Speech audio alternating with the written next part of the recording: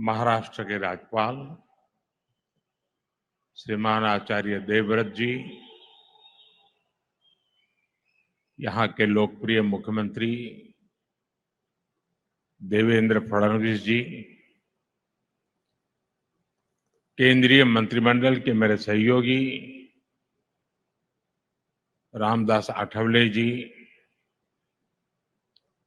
KR. Naidu ji, Muralidhar मोहोल जी, महाराष्ट्र सरकार के उप मुख्यमंत्री एकनाथ शिंदे जी, अजित पवार जी, अन्य मंत्रीगण, भारत में जापान के राजदूत केइची ओनो जी, अन्य महानुभाव, भाई और बहनों, विजयादशमी झाली, कोजागरी पौर्णिमा झाली आणि आता 10 दिवसांनी दिवाळी. तुम्हाला या सर्वांसाठी खूप खूप शुभेच्छा देतो.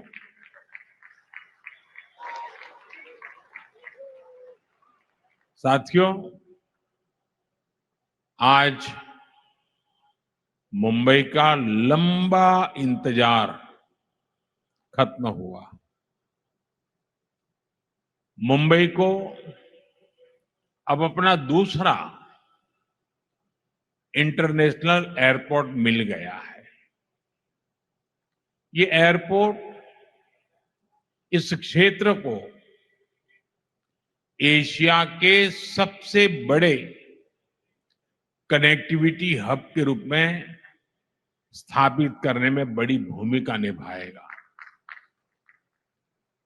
आज मुंबई को पूरी तरह से अंडरग्राउंड मेट्रो भी मिली है.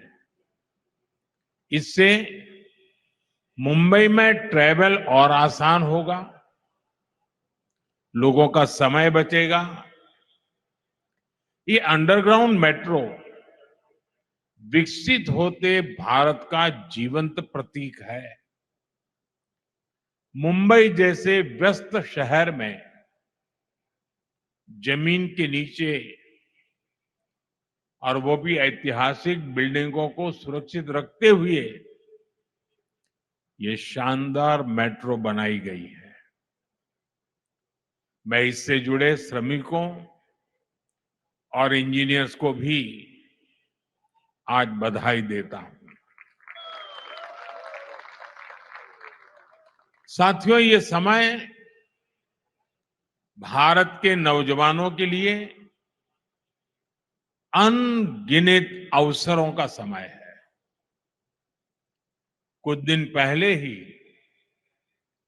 देश की अनेक आईटीआई को इंडस्ट्री से जोड़ने के लिए 60,000 करोड़ रुपए की पीएम सेतु स्कीम लॉन्च हुई है. आज से महाराष्ट्र सरकार ने सैकड़ों आईटीआई और तकनीकी स्कूलों में नए प्रोग्राम का शुभारंभ किया है.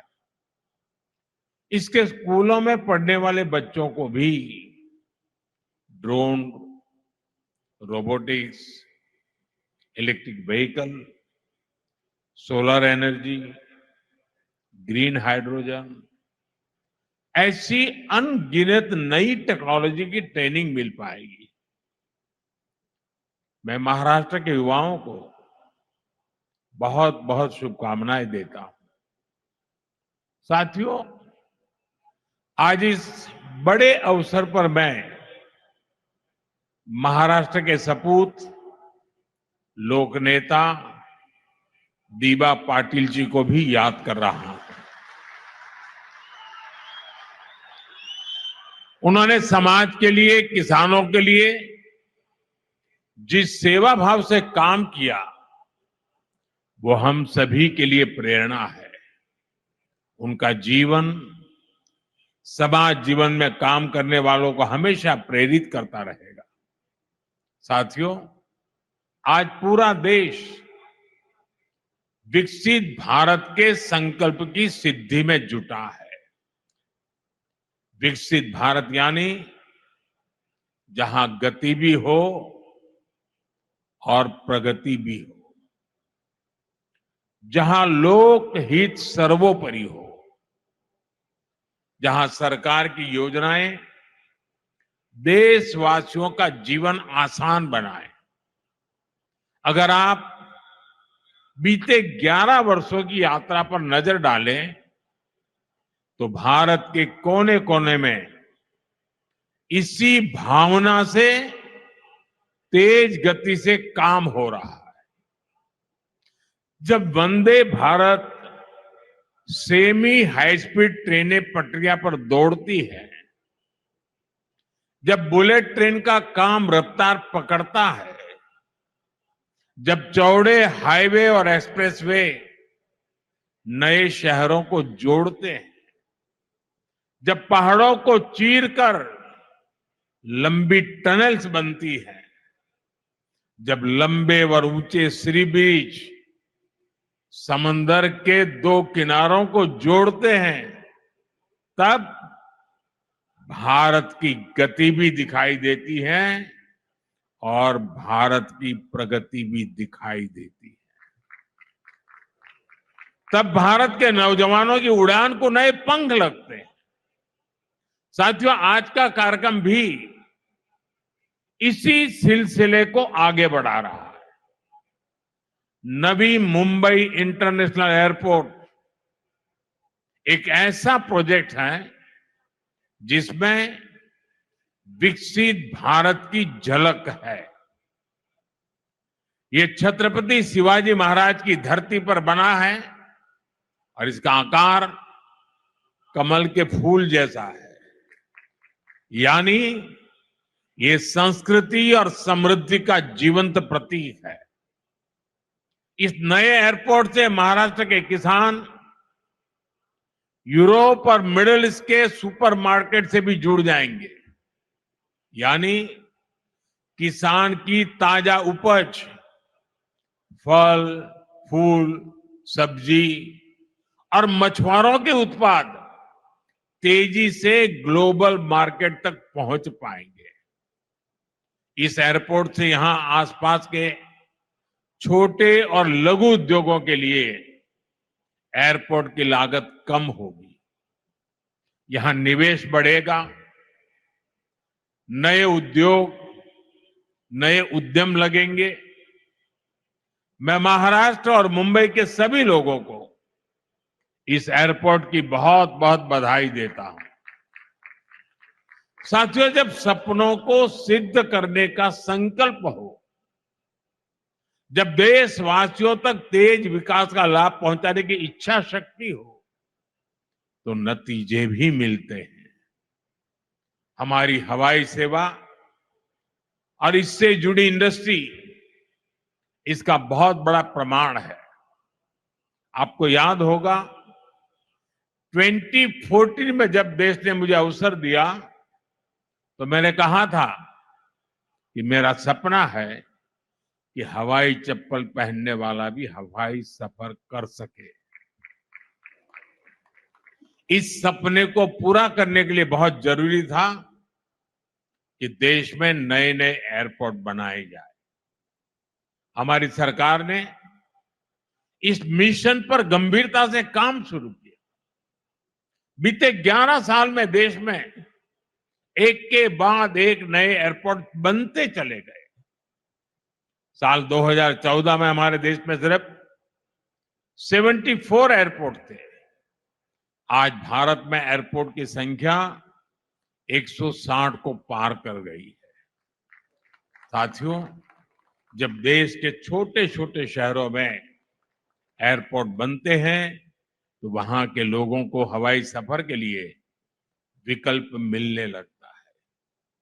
और इसमें भी पैसे की मुश्किल कम करने के लिए हमने उड़ान योजना शुरू की ताकि सस्ते में लोगों को हवाई जहाज का टिकट मिल पाए।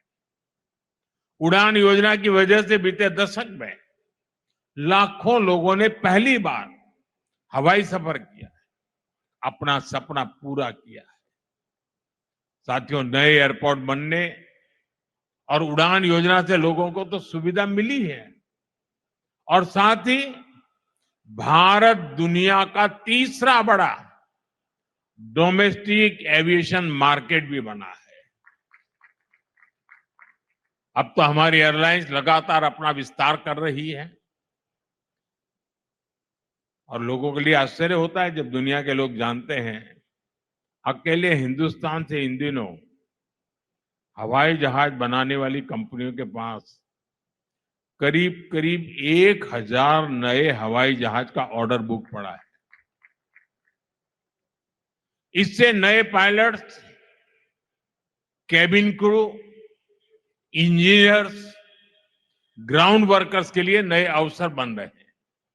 साथियों, जब जहाज बढ़ते हैं तो मेंटेनेंस, रिपेयर का काम भी बढ़ता है। इसके लिए भी हम भारत में ही नई सुविधाएं बना रहे हैं। हमारा लक्ष्य है कि इस दशक के अंत तक भारत एक बड़ा एमआरओ हब बने। इसमें भी भारत की युवाओं के लिए रोजगार के अनेक नए अवसर बन रहे हैं। साथियों, आज भारत दुनिया का सबसे युवा देश है। हमारी ताकत हमारे नौजवान हैं। इसलिए हमारी हर नीति का फोकस युवाओं को ज्यादा से ज्यादा रोजगार के अवसर देने पर है। जब इंफ्रास्ट्रक्चर पर अधिक निवेश होता है तब रोजगार पैदा होता है। जब 76,000 करोड़ रुपए की लागत से वाडवण जैसा पोर्ट बनता है तब जाकर के रोजगार पैदा होता है। जब व्यापार बढ़ता है, लॉजिस्टिक्स से जुड़े सेक्टर को गति मिलती है, तब अनगिनत रोजगार बढ़ते चले जाते हैं। भाइयों और बहनों, हम उन संस्कारों में पले बड़े हैं जहां राष्ट्र नीति ही राजनीति का आधार है। हमारे लिए इंफ्रास्ट्रक्चर पर लगने वाला एक एक पैसा देशवासियों की सुविधा और सामर्थ्य को बढ़ाने का माध्यम है। लेकिन दूसरी तरफ देश में एक ऐसी राजनीतिक धारा भी रही है जो जनता की सुविधा नहीं, सत्ता की सुविधा को ऊपर रखती है। ये वो लोग हैं जो विकास के काम में रुकावट डालते हैं, घोटाले घपले करके विकास के जुड़े प्रोजेक्ट्स को पटरी से उतार देते हैं। दशकों तक देश ने ऐसे नुकसान को देखा है। साथियों, आज जिस मेट्रो लाइन का लोकार्पण हुआ है, ये उन लोगों के कारनामों की याद भी दिलाता है। मैं उसके भूमि पूजन में शामिल हुआ था। तब मुंबई के लाखों परिवारों को उम्मीद जगी थी कि उनकी परेशानियां कम होगी। लेकिन फिर कुछ समय के लिए जो सरकार आई, उसने ये काम ही रोक दिया। उनको सत्ता मिली, लेकिन देश को हजारों करोड़ रुपए का नुकसान हुआ। इतने सालों तक असुविधा हुई। अब ये मेट्रो लाइन बनने से 2-2.5 घंटे का सफर 30-40 मिनट में हो जाएगा। जिस मुंबई में एक एक मिनट का महत्व है, वहां 3-4 साल तक इस सुविधा से मुंबईकर वंचित रहे। ये किसी पाप से कम नहीं है। साथियों, पिछले 11 वर्षों से देशवासियों का जीवन आसान बनाने पर, ईज ऑफ लिविंग पर बहुत अधिक जोर दिया जा रहा है और इसलिए rail, road, airport, metro, electric bus, ऐसी हर सुविधा पर अभूतपूर्व निवेश किया जा रहा है। अटल सेतु और कोस्टल रोड जैसे प्रोजेक्ट्स बनाए गए हैं। साथियों, हम यातायात के हर माध्यम को भी आपस में जोड़ रहे हैं। प्रयास है कि लोगों को सीमलेस ट्रेवल मिले, एक माध्यम से दूसरे माध्यम तक भटकने की मजबूरी न रहे। आज देश वन नेशन वन मोबिलिटी की दिशा में आगे बढ़ रहा है। मुंबई वन ऐप भी इसी दिशा में एक और प्रयास है। अब मुंबई वालों को टिकट के लिए घंटों लाइन में खड़ा नहीं रहना होगा। मुंबई वन ऐप से एक बार टिकट लो और उसी टिकट से लोकल, बस, मेट्रो या टैक्सी सब में सफर करो। साथियों, मुंबई भारत की आर्थिक राजधानी के साथ भारत के सबसे वाइब्रेंट शहरों में से एक है।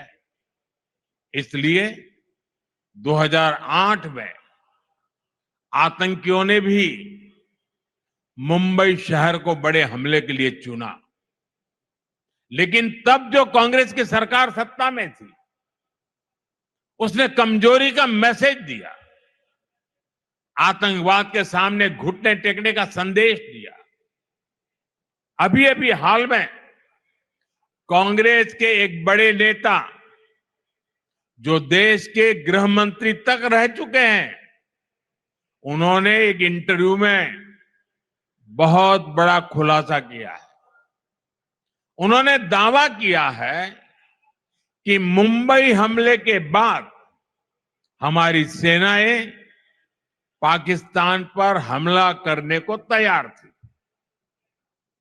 पूरा देश भी उस समय यही चाहता था, लेकिन उस कांग्रेस नेता की माने तो किसी दूसरे देश के दबाव के कारण तब कांग्रेस सरकार ने भारत की सेनाओं को पाकिस्तान पर हमला करने से रोक दिया था।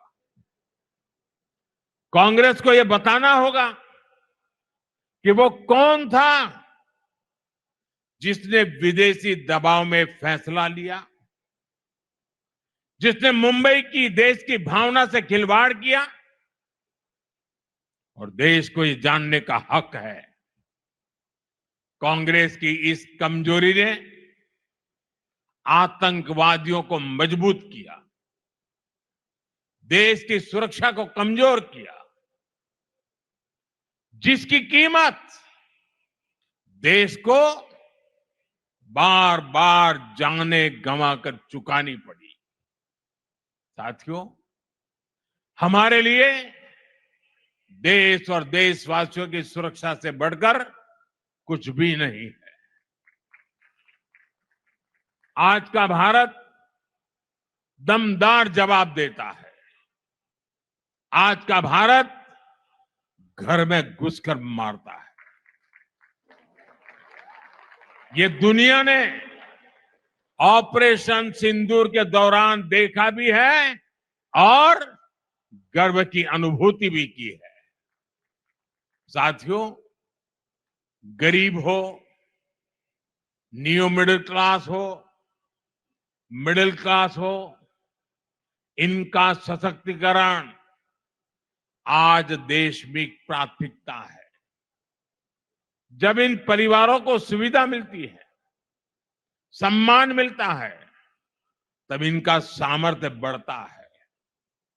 देशवासियों के सामर्थ्य से देश सशक्त होता है। अभी जीएसटी में जो नेक्स्ट जनरेशन रिफॉर्म्स हुए हैं, जो चीजें सस्ती हुई है, उससे भी देश के लोगों का सामर्थ्य बढ़ा है।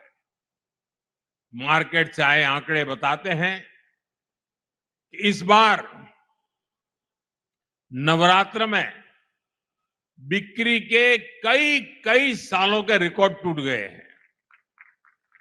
रिकॉर्ड संख्या में लोग scooter, bike, TV, fridge, washing machine, ये सब कुछ खरीद रहे हैं। साथियों, जिससे देशवासियों का जीवन बेहतर हो, जिससे देश को ताकत मिले, हमारी सरकार आगे भी ऐसे ही कदम उठाती रहेगी। लेकिन मेरा आपसे भी एक आग्रह है, स्वदेशी को अपनाइए, गर्व से कहो ये स्वदेशी है। ये हर घर का, हर बाजार का मंत्र होना चाहिए। हर देशवासी स्वदेशी कपड़े जूते खरीदेगा, स्वदेशी सामान घर लाएगा। अगर किसी को गिफ्ट देनी है तो स्वदेशी देगा, तो देश का पैसा देश में ही लगेगा। इससे भारत के ही श्रमिक को काम मिलेगा, भारत के नौजवानों को रोजगार मिलेगा। कल्पना कीजिए, जब पूरा भारत स्वदेशी को अपनाएगा तो भारत का सामर्थ्य कितना बढ़ जाएगा। साथियों, महाराष्ट्र देश के विकास को गति देने में हमेशा आगे रहा है। एनडीए की डबल इंजन सरकार महाराष्ट्र के हर नगर, हर गांव का सामर्थ्य बढ़ाने के लिए निरंतर काम करती रही। एक बार फिर से आप सभी को विकास कार्यों की बहुत बहुत बधाई देता हूं। आप सबको अनेक अनेक शुभकामनाएं देता हूं। मेरे साथ बोलिए, भारत माता की। दोनों हाथ ऊपर करके विजयोत्सव मनाइए। भारत माता की, भारत माता की। बहुत बहुत धन्यवाद।